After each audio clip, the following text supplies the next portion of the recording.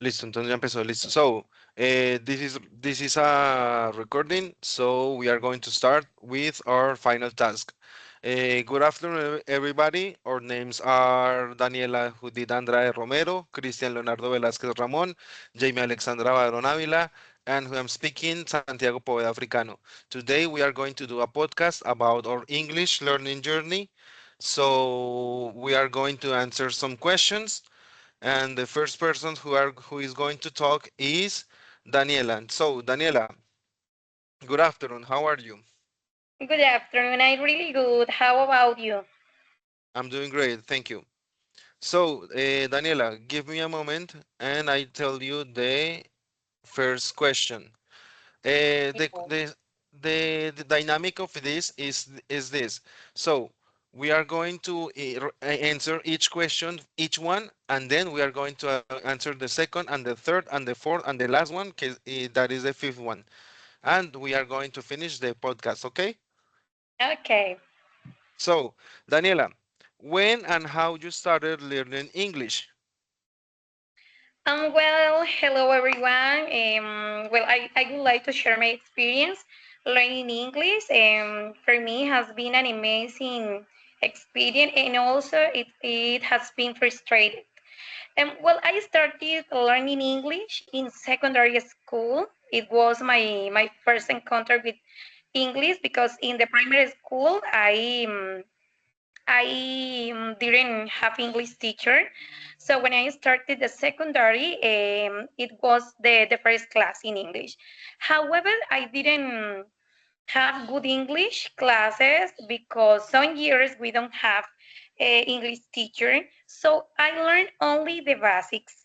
Basics about grammar. I didn't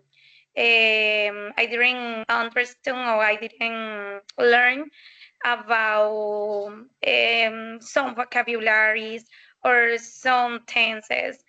Unfortunately, my foundation was very weak. I didn't understand some shared conversation when I was in secondary, and also when I finished the secondary, I was not capable to do or to do a short conversation like, hi, how are you? What's your name? I wasn't capable to do that. Okay, thank you, Daniela. Thank you very much. So we are going to Christian. Christian, the same question for you. So, when and how you started learning English? Christian, your mic is off. Please turn on your Hey, mic. sorry. Yeah. Sorry. Okay, hi, partners. I started to learn English when I was in secondary school because of punishment of my mom. My mom didn't want that I do nothing at the afternoon, so she sent me to a course institute. So I started there, and 3 months later, I love English. And then I was a teacher, and I started to my travel on English use because my mom. Well, Okay. I say thanks to her because now I'm working for that, and I know a lot of things because of English. This open a lot of things to me. Okay. Okay, thank you very much, Christian. So, this is my turn. So, when and how you started learning English? So, in my case, I started learning English at the age of 4. I started learning English with my dad and my mom. They talked to me in English and they taught me words like um papa, mama, food, vegetables, school items, I don't know, basic vocabulary. And going on later, I started learning English at school. I was pretty good at English in school, so I needed need a dictionary to do the tasks that I must do at secondary or primary school, even in college. And in my first degree, I didn't have to do English because I do a test and I pass through 4 levels to English. In this degree, in this bachelor's degree, I have learned several things that helped me to improve my English. So this is my answer. And finally, we are going to listen to Jamie. Jamie, so good afternoon. When and how you started learning English? Well, first, thank you for the invitation. Well, I think that all of us start to learn English at school, but I have the opportunity to have another space to learn English that was at the WIS, that is an important university here in Santander.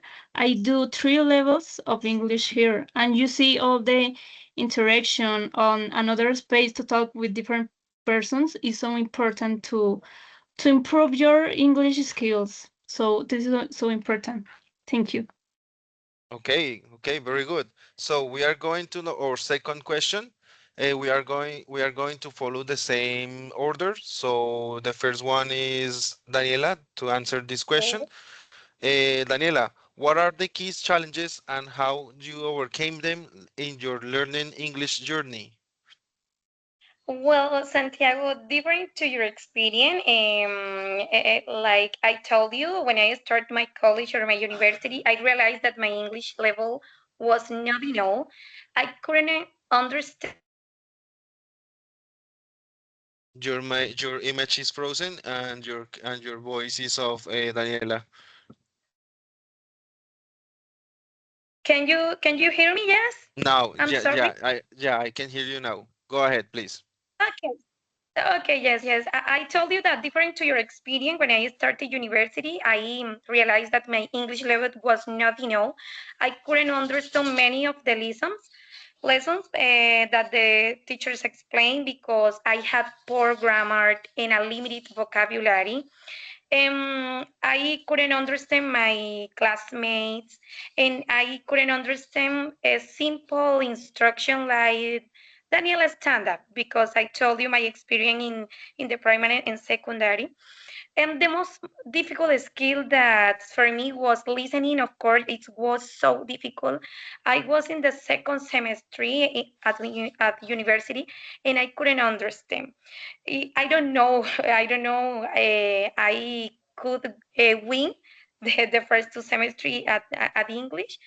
At first, it was so frustrating because I couldn't understand native speakers. And to improve, I decided to study every day and try to learn at least one new word daily. It was my experience, my main challenges with English, Santiago. Okay, thank you very much, Daniela. So, Christian, what are the Hello. key challenges and how you overcame them? Well, I think his challenge was trying to lose at the first months of learning English, trying to lose the this afraid to speak English, yeah, fluently was too difficult. But in the institute that I was, our teacher and the owner brings people from abroad to do classes because I I lived in one tourist place, so a lot of people from abroad came, and our teacher bring these people to speak with us in English. So I think the best way, okay, the way that I overcame them was speaking English with people from abroad, okay, to Okay, lose the afraid. okay, thank you very much, Christian, for your answer. So, this is my turn. So, my key challenges. Okay, we are going in the half of the meeting, so we are on time. Thank you very much, Jamie.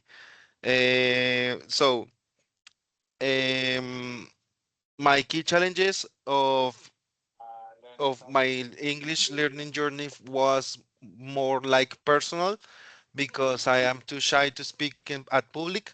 So speaking in English with people, or talking in English with people, made me feel frustrated because I think that I wasn't good at it. But by the time and the lessons that the university gave me, I overcame this fear and I am able to talk fluently and effortlessly English at this moment. Thank you very much.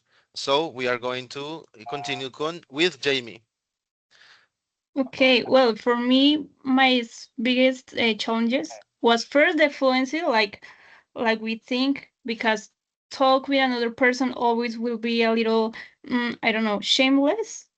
But with the practice, we can do it. And two, the part of the speaking. But remember the structure, like for example, you will talk about the past, but you maybe talking so fast you forget the structure. This happened too much to me, and I improved this way in this course. And maybe the listening, but this space too to hear another person talk about any topic is so useful. So this is my opinion. Thank you very much. So we are going to our to our third question. Sorry. What were the effective strategies that helped you to improve that keys challenges, Daniela? Okay. Christian told some interesting thing that I think that the strategies that helped me the most was not you said no, don't have afraid of making mistakes. You know, when you are learning something new, you can do mistake, and it is good. It is okay. That strategy that helped me the most were being consistent.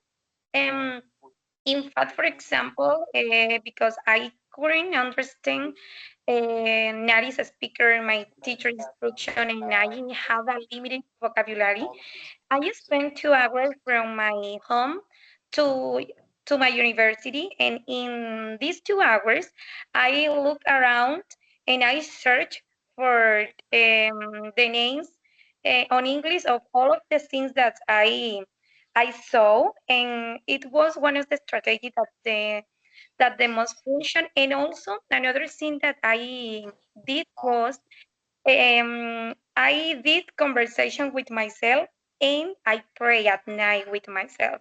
And when something I was looking for something in my house, for example, I tried to use many vocabulary or many structures, like Jamie said, with myself. For example, where are my cell phone? In fact, now I have two babies, and I speak with them in English, trying to improve my English. But I want to say that the strategy that helped me the most were being consistent. Try to learn a new word every day, daily, and practicing listening and talk with myself. Okay, thank you very much. So, Christian, are you here? Yeah. Yeah, it's up to you. The mic is yours. Go ahead. Okay. Effective strategies that help me improve. Well, in that time, chat by messenger with abroad friends and see a lot of movies and do transcriptions is the best. And okay, well, Signo use translate songs, my favorite songs. So this was my strategies to improve my English and overcame the key challenge. Okay, thank you very much. So we are going to listen to me. My effective strategies was reading. I read a lot, so I read a lot in English.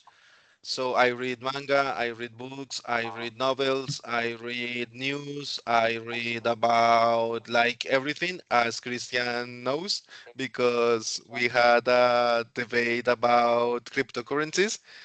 As Okay. do you know if you remember that time? Yeah. Uh, so in my case, my effective strategy is reading and do shadowing. I practice shadowing to talk in public because as I said before, I was too shy to speak English at public. So that were my effective strategies. So we are Perfect. going to listen to Jamie. Okay, for me, one thing that helped me so much was for the part of listening to watch all the content in native English. For example, my favorite TV show is The Office, so see all these chapters in English, so it's so useful. And yeah, it's it's a experience. And like Santiago says, I love read too, a manga, for example. So all this content in your brain helps a lot. And two, if you have the opportunity, talk with native speakers. Okay, So thank you yeah. very much. Thank you very much. We are going to do the fourth question, and the last one is the pretty easiest because we are going to say our current level and our goals to English. So, and this is we are going to do our final journey in this course. So our fourth question is memorable experiences related to learning English. Daniela, what can you tell us about this? Well, I don't know. It sounds like a job, but when I could understand to my teacher explaining the first lesson, it was, oh my goodness, I am understanding English, and I couldn't believe that. Yes, one memorable experience was realizing that I could finally understand short conversation. For me, it was the best experience when I told the first time with a person and I did a short conversation like, hello, what's your name? And it was a simple conversation, but when I did do was memorable. And also, and when I started to be an English teacher in a primary school, because I acquired a good level, but at first, it was difficult to explain or to give all the instruction to my children in English. But as you said, when you have interaction, real interaction with English every day, you can improve. And in our days, I can give you all the instruction to my children in English. And another important experience has been studying to becoming an English teacher because it motivates me to continue improving every day, guys. Thank you very much, Daniela. So, Christian, Yeah. what about you? What about your memorable experiences related to learning English? My memorable when I have to use my English in my work, and when I have to work with people, for example, in United States, it was I feel happy with that because Oh, I understand the use of English that could open minds and open world for you. Okay. opportunities. Thank you very much, Christian. So, in my case, in my opinion, my most memorable experience was my first teaching lesson at being as an English teacher. Because as you know, guys, I am an English teacher. I have been working as an English teacher for 3.5 years. So yeah, Daniela. So yeah, so my most memorable experience was my first class because I was too afraid to do maybe the traditional class, but no, it doesn't happen that way. The kids had fun. I had fun with them, and then we are and then I keep going giving classes, and so I keep improving my English skills, my listening skills, because I listen to music like all the time. So another memorable experience was talking to a native speaker through apps to understand the slangs and idioms. So I understood several slangs and several idioms, and I taught them about Spanish. So this is my answer, and we are going to Jamie's answer. Okay, well, for me, my memorable experience was first the first space of practice by university, but in a school. So the first time that you have to talk with the another teacher and the child is so it's a big change, big challenge, but it's so useful. And too, like you say, um, I don't know, hear a song or hear another person talking English that you can understand. Oh, so easy. Is so yeah. It's so grateful. Okay, thank you very I'm much, done. Jamie. So, Daniela, what is your current level of English, and what are your goals in English proficiency? Proficiency. Well, currently, when you said current level, you referring to, for example, A1, A2, B1, yes? Yeah, yeah, yeah, yeah. According to Okay, the okay, MCER. okay. I'm the level B2, and I especially want to continue developing my listening skill because I told you it was the skill that was the most difficult for me. And speaking abilities too. My goal is to become a fluent English teacher because, like you, Santiago, I'm an English teacher too, and it is an amazing experience to do that. And only a fluent English teacher is to be a fluent English speaker. For example, in fact, I had an amazing opportunity to talk with a native speaker and it was amazing. And I want to improve because the idea is that I can to communicate with native speakers. And also, I want to be an English teacher who can inspire students and help them enjoy learning the language. Okay, thank you, Daniela. So, Christian, what is your current level Okay, about according to the MCER, and what are your future goals in English proficiency? okay. According to one international exam, I'm B2. And my Okay, future goals is being involved in research about learning languages. But I want to learn another languages, Italian, maybe French, maybe. So be involved in research projects of learning English in foreign countries. Yeah. okay, thank you very much. Well, in my case, my current level is C1, and my future goals are trying to. Yeah, yeah, yeah. My future goals are trying to be C2, to be like a native speaker. As a Christian said, I also want to learn Japanese and Korean, because I think that those languages are going to master the world someday, due to the culture that is going to advancing so much. Japan So is this quite this is difficult. kinda.